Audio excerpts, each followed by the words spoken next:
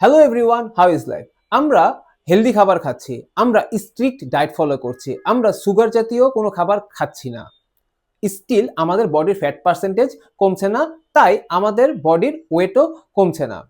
এটার একটা কারণ হতে পারে এক্সেস অয়েল। এক্সেস অয়েল হচ্ছে আমরা খাবারে যতটুকু তেল দরকার তার থেকে বেশি তেল দিয়ে যখন রান্না করি।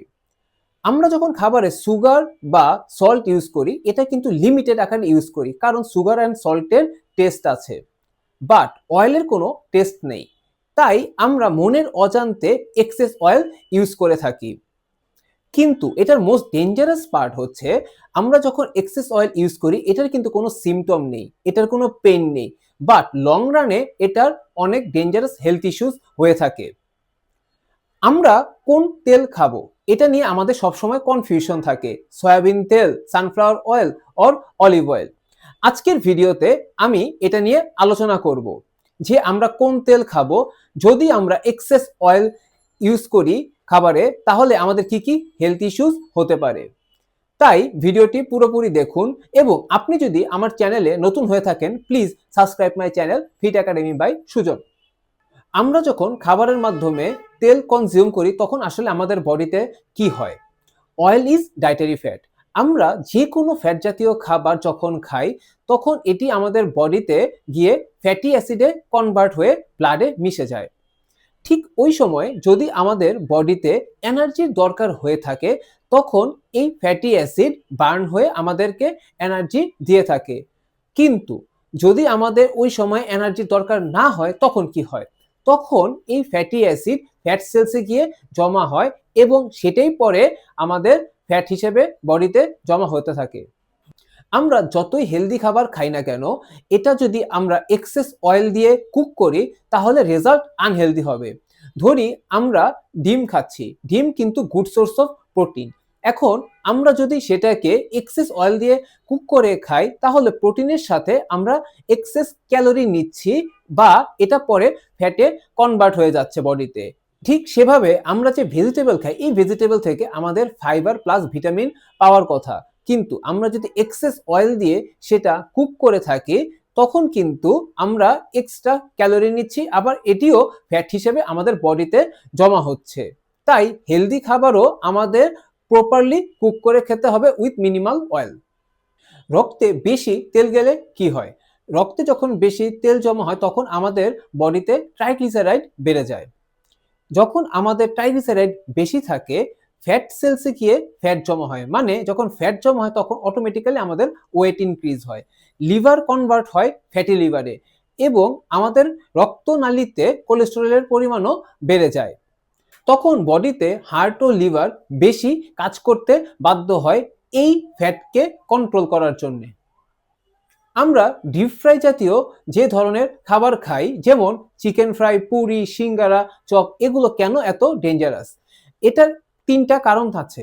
প্রথমটি হচ্ছে এটি এক্সেস অয়েলে ভাজা হয়, দ্বিতীয়টি হচ্ছে এটি খুব হাই হিটে থাকে, এবং তৃতীয়টি হচ্ছে আমরা পোড়া তেল, মানে এই তেলটি বারবার ইউজ করা হয়।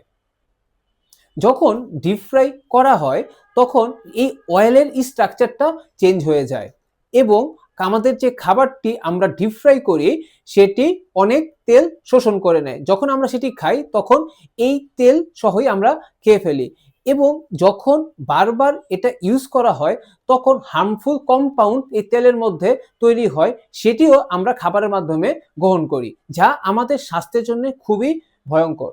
এই ডিপ ফ্রাই জাতীয় খাবার আমাদের বডিতে ইনফ্লেমেশন বাড়ায়, আমাদের বডির লিভার এবং হার্টে এক্সট্রা চাপ প্রয়োগ করে, এবং আমাদের বডির ওজন বৃদ্ধি করে, কারণ আমাদের বডিতে ফ্যাট পার্সেন্টেজ বৃদ্ধি পাচ্ছে। আমাদের একটা কমন কোশ্চেন হচ্ছে, আমরা কোন তেল খাবো? সয়াবিন অয়েল, সানফ্লাওয়ার অয়েল, নাকি এক্সট্রা ভার্জিন অলিভ অয়েল? আমরা যে তেলই খাই না কেন আমাদের একটা জিনিস মাথায় রাখতে হবে, ক্যালোরি তিনটারই same. 1 teaspoon is equal to 40 calories. Sunflower oil এবং সয়াবিন অয়েল হচ্ছে poly unsaturated fat. Poly unsaturated fat আমাদের বডিতে দরকার, যে এবং বডি কিন্তু এটা তৈরি করতে পারে না, তাই আমাদের খাবার থেকে নিতে হয়। আমরা সয়াবিন অয়েল অথবা সানফ্লাওয়ার অয়েল থেকে এই পলি আনস্যাচুরেটেড ফ্যাট নিয়ে থাকি, কিন্তু সেটা খুব মিনিমাল পর্যায়ে দরকার, তাই যদি আমরা এক্সেস নেই সেটা ফ্যাট হিসেবে জমা হবে। এবার আসি আমরা অলিভ অয়েলে। অলিভ অয়েল হচ্ছে মোনো আনস্যাচুরেটেড ফ্যাট। আমাদের অলিভ অয়েলেও কিন্তু ক্যালোরি সেম, কিন্তু অলিভ অয়েলে আমরা একটা ভুল করে থাকি, আমরা অলিভ অয়েল ডিপ ফ্রাই করে খাই। অলিভ অয়েল সবসময় খেতে হবে সালাদের উপরে ড্রেসিং করে অথবা ভেরি লো হিটে কোনো কিছু কুক করে। আমরা যদি অলিভ অয়েলে খাবার কুক করে খাই, অলিভ অয়েলের যে স্ট্রাকচার সেটা তখন নষ্ট হয়ে যায়। তাই হোক সেটা অলিভ অয়েল, হোক সেটা সানফ্লাওয়ার অয়েল অথবা সয়াবিন অয়েল, মেকশিওর করতে হবে আমাদের পোর্শন যদি ইন্ডিভিজুয়ালের প্রতিদিন 3 টিস্পুনের বেশি না হয়।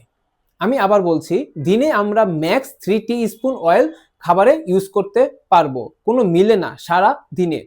তাই আমরা যখন খাবারে তেল দিব আমরা টিস্পুনের মাধ্যমে দিতে পারি, তাহলে সেটি আমাদের কন্ট্রোলে থাকবে, যেভাবে আমরা চায়ে চিনি দিই। আরেকটি হচ্ছে, আমরা যে তেল একবার ইউজ করে ফেলেছি সেই পোড়া তেল আমরা আর কখনো ইউজ করব না। আমরা যদি নিয়মিত এক্সেস অয়েল খাই তাহলে আমাদের ফ্যাটি লিভার হওয়ার চান্স বেড়ে যায়, আমাদের হার্ট ডিজিজ হওয়ার চান্স বেশি থাকে, আমাদের ওয়েট বাড়ে এবং আমাদের রক্তনালীতে কোলেস্টেরলের পরিমাণও বেড়ে যায়। এখন আমি আশা করতে পারি এই ভিডিও দেখার পর আপনারা একটি আইডিয়া পেয়েছেন আমরা যদি বেশি তেল খাই তাহলে কি ধরনের সমস্যা হতে পারে এবং আমাদের খাবারে কতটুকু তেল খাওয়া উচিত। যদি আমার এই ভিডিও আপনাদের ভালো লেগে থাকে, please like this video and subscribe my channel Fit Academy by Sujan. Think fit and stay fit.